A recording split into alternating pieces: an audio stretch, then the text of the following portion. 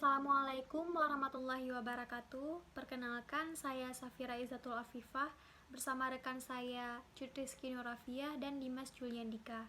Pada kesempatan kali ini, kami akan mempresentasikan sebuah materi pada mata kuliah Pemeriksaan Keuangan Negara, yaitu mengenai bukti audit dan pendukungnya. Ada 3 poin utama dalam presentasi kami kali ini. Yang pertama, pengertian bukti audit, yang kedua, jenis-jenis bukti audit, dan yang terakhir adalah bahan dari bukti audit itu sendiri.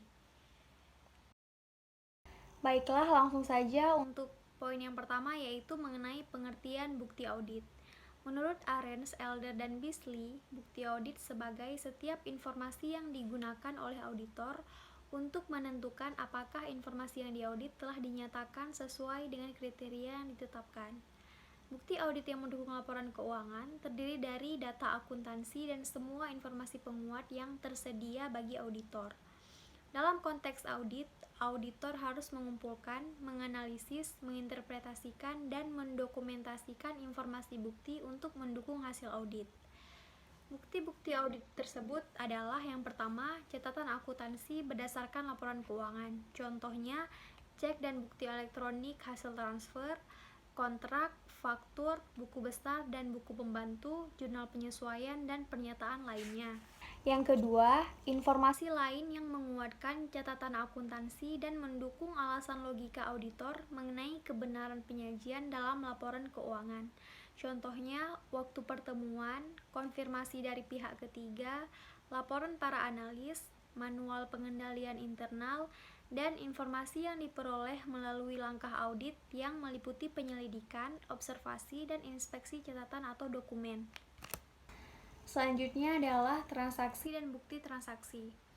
Transaksi merupakan kegiatan yang merubah posisi keuangan suatu entitas, di mana bukti, data, maupun dokumen pendukungnya disediakan dalam kegiatan operasi suatu organisasi sektor publik, baik pemerintah pusat, pemerintah daerah, yayasan, LSM, maupun partai politik.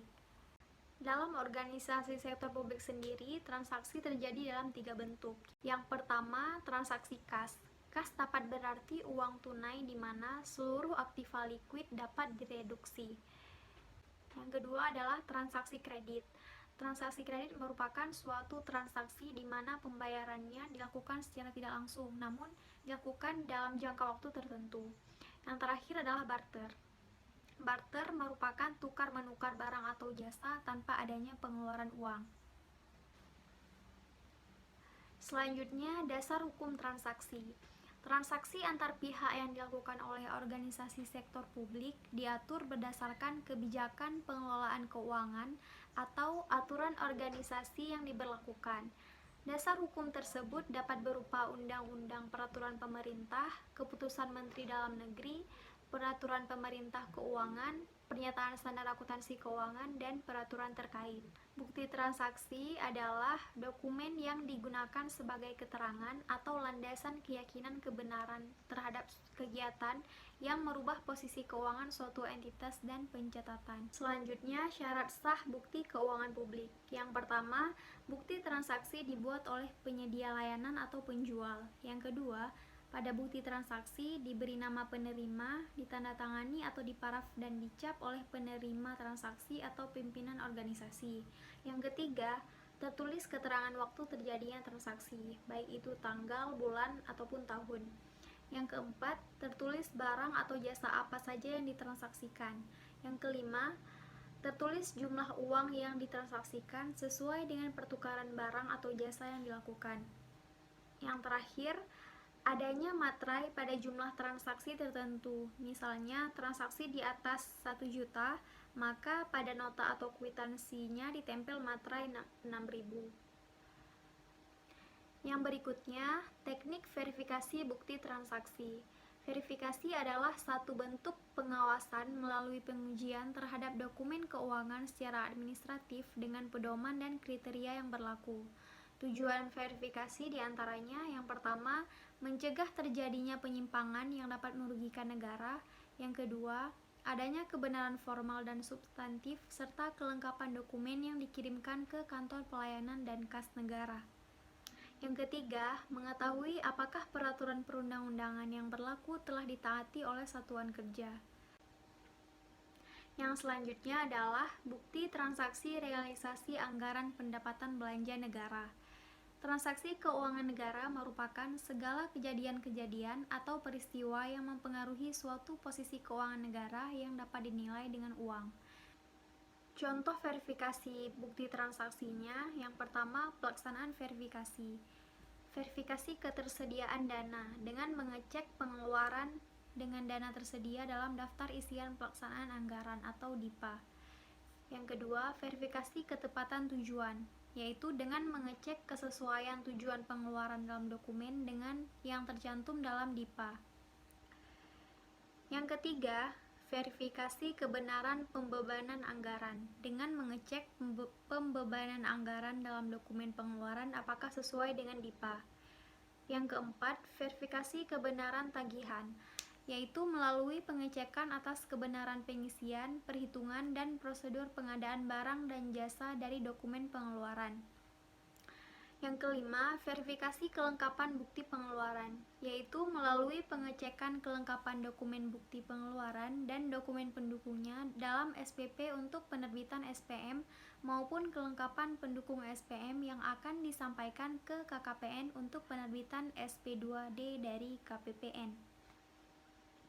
Selanjutnya, hasil verifikasinya yang pertama, nota pengembalian tanda bukti.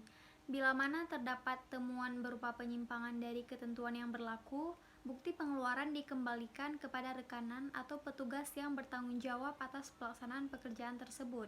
Yang kedua, nota hasil verifikasi.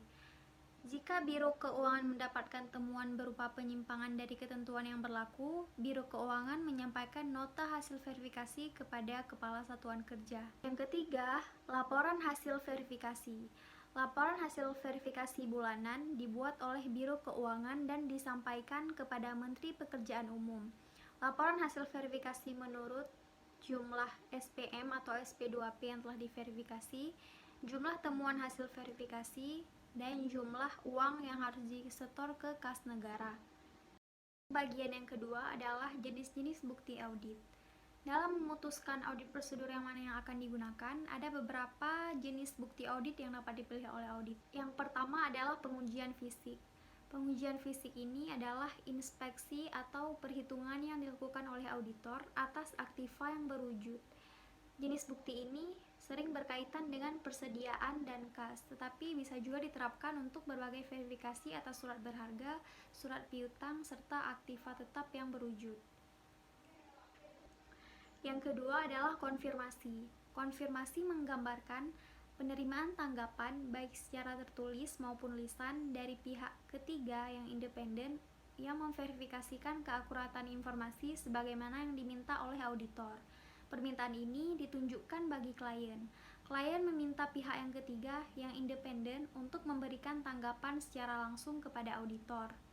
Konfirmasi ini diidentifikasikan menjadi dua jenis. Yang pertama, konfirmasi positif, yaitu konfirmasi yang membutuhkan jawaban dalam situasi apapun. Yang kedua, konfirmasi negatif, yaitu konfirmasi yang dijawab hanya jika terdapat perbedaan saldo. Jenis bukti audit yang ketiga yaitu dokumentasi. Dokumentasi merupakan pengujian auditor atas berbagai dokumen dan catatan klien untuk mendukung informasi yang terjadi atau seharusnya terjadi dalam laporan keuangan. Dokumen secara sederhana dapat dibagi menjadi dua. Yang pertama, dokumen internal dan dokumen eksternal. Dokumen internal adalah dokumen yang dipersiapkan dan dipergunakan dalam organisasi klien sendiri, serta tidak pernah disampaikan dan dipergunakan oleh pihak di luar organisasi, seperti pelanggan ataupun klien. Contoh dari dokumen internal adalah salinan faktur penjualan, laporan waktu kerja karyawan, serta laporan penerimaan persediaan. Sedangkan dokumen eksternal adalah dokumen yang pernah berada dalam genggaman seseorang di luar organisasi yang mewakili pihak yang menjadi klien dalam melakukan transaksi, tetapi dokumen tersebut saat ini berada di tangan klien atau dengan segera dapat diakses oleh klien. Contoh dokumen ini adalah faktur-faktur dari pemasok, surat utang yang dibatalkan, serta polis-polis asuransi. Yang keempat yaitu prosedur analitis. Prosedur analitis ini merupakan cara yang digunakan auditor untuk memperoleh bukti dengan menggunakan perbandingan data non-keuangan dengan data keuangan. Contohnya, perbandingan persentase antara laba kotor yang diperoleh selama tahun berjalan terhadap laba kotor yang diperoleh tahun sebelumnya. Yang kelima, wawancara kepada klien. Wawancara adalah upaya untuk memperoleh informasi baik secara lisan maupun tulisan dari klien sebagai tanggapan atas berbagai pertanyaan yang diajukan oleh auditor. Walaupun banyak bukti dari klien yang berasal dari hasil wawancara ini, bukti tersebut tidak dapat dinyatakan sebagai bukti yang meyakinkan karena tidak diperoleh dari sumber yang independen dan barangkali cenderung mendukung pihak klien. Jenis bukti yang keenam yaitu hitung uji atau reperformance. Hitung uji melibatkan pengujian kembali sebagai perhitungan dan transfer informasi yang dibuat oleh klien pada suatu periode yang berada dalam periode audit pada sejumlah sampel yang diambil auditor. Pengujian kembali atas berbagai hitungan ini terdiri dari pengujian atas keakuratan aritmatis klien. Hal ini mencakup sejumlah prosedur seperti pengujian perkalian dalam faktor-faktor penjualan dan persediaan, penjualan dalam jurnal-jurnal, dan catatan-catatan pendukung, serta menguji perhitungan atas beban depresiasi dan beban dibayar di muka. Jenis bukti audit yang terakhir yaitu observasi. Observasi adalah penggunaan indera perasa untuk menilai aktivitas-aktivitas tertentu. Sepanjang proses audit, terdapat banyak sekali kesempatan bagi auditor untuk mempergunakan indera penglihatan, pendengaran, perasa, dan penciumannya dalam mengevaluasi berbagai item yang sangat beraneka ragam. Selanjutnya, untuk bagian yang ketiga yaitu bahan bukti audit. Bukti audit yang mendukung laporan keuangan adalah terdiri dari data akuntansi dan semua informasi penguat yang tersedia bagi auditor. Salah satu tipe bukti audit adalah data akuntansi. Jurnal, buku besar, dan buku pembantu serta buku pedoman akuntansi dan catatan tidak resmi seperti kertas kerja yang mendukung alokasi biaya, perhitungan dan rekonsiliasi secara keseluruhan merupakan bukti yang mendukung laporan keuangan. Tipe bukti audit lain yang dikumpulkan oleh auditor sebagai dasar pernyataan pendapatannya atas laporan keuangan adalah informasi penguat. Informasi penguat meliputi segala dokumen seperti cek, faktur, surat kontrak, notulen rapat, konfirmasi dan pernyataan tertulis dari pihak yang mengetahui, informasi yang diperoleh auditor melalui permintaan keterangan, pengamatan, inspeksi dari pemeriksaan fisik, serta informasi lain yang dikembangkan atau tersedia bagi auditor yang memungkinkannya untuk menarik kesimpulan berdasarkan alasan yang kuat. Untuk kesimpulannya, menurut Kamus Besar Bahasa Indonesia Reality Publisher tahun 2008, bukti adalah sesuatu yang dijadikan sebagai keterangan nyata, sesuatu yang dipakai sebagai landasan keyakinan kebenaran terhadap kenyataan sesuatu yang menyatakan kebenaran peristiwa, hal yang menjadi tanda perbuatan jahat yang diperlukan untuk penyelidikan perkara pidana. Sedangkan bukti audit menurut Mulyadi adalah segala informasi yang mendukung angka-angka atau informasi lain yang disajikan menyatakan pendapatnya. Bukti audit yang mendukung laporan keuangan adalah terdiri dari data akuntansi dan semua informasi penguat yang tersedia bagi auditor. Dalam standar pekerjaan lapangan, seperti yang telah dikeluarkan oleh Ikatan Akuntan Indonesia, mewajibkan auditor untuk mengumpulkan bukti audit yang kompeten dan mendukung opini yang akan diterbitkan. Sekian presentasi dari kelompok kami, lebih dan kurang saya mohon maaf. Wassalamualaikum warahmatullahi wabarakatuh.